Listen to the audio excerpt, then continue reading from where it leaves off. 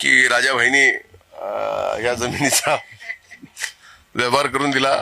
आपले उपनगराध्यक्ष आहेत, पती आहेत. पण राजाभाईला माझी विनंती आहे की नेमकी रजिस्ट्री करून द्या. आता घेणाऱ्याला माहित नाही, म्हणजे आता घेणारे डॉक्टर, त्यांना तरी काय, त्यांना घ्यायची जमीन. आता ते कुठं शेतकऱ्यासारखी जाऊन बघणार आहेत की ही आहे. आता पुढे बोलू नका, थांबा जरा. जमीन राजाभाईने दिली, देणाऱ्याने दिली, घेणाऱ्याने घेतली, पण जमीनच कुठे माहित नाही.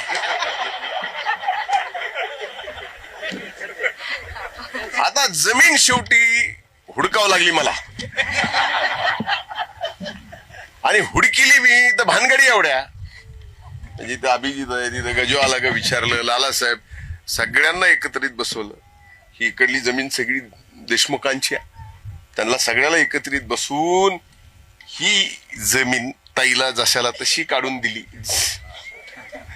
त्यावेळेस हा प्रकल्प, नाही तर मी ताईच्या कधी डोळ्यात पाणी बघितलं नाही. तर त्या दिवशी त्यांच्या डोळ्यातले अश्रू, मी म्हणलं नाही, हे काही करून मला 1 दिवसात विषय मिटवून पाहिजे. आणि मला वाटतं की 8 दिवसात हा विषय मिटला.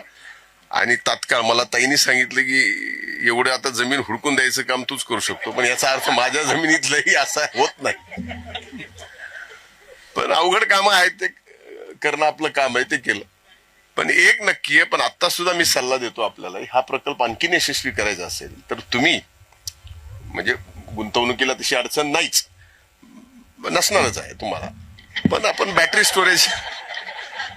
स्टोरेज पण आपण या ठिकाणी करण्यासाठी पुढे यावं. तुम्ही सुद्धा, पानसरे साहेब, तुम्ही पहिल्यांदा मराठवाड्यात आलात, इकडे आलात, तुम्हाला इथं कसं म्हणजे उभं राहायचं, सोडा बसायची कशी अडचण होती, इथं दगड होती. आम्हाला दगडावर बसायची सुद्धा सवय.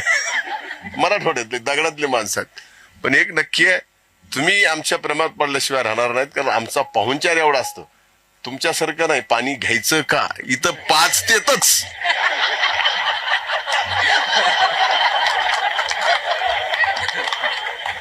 त्यामुळं तुम्ही नक्कीच प्रेमात पडताल आमच्या.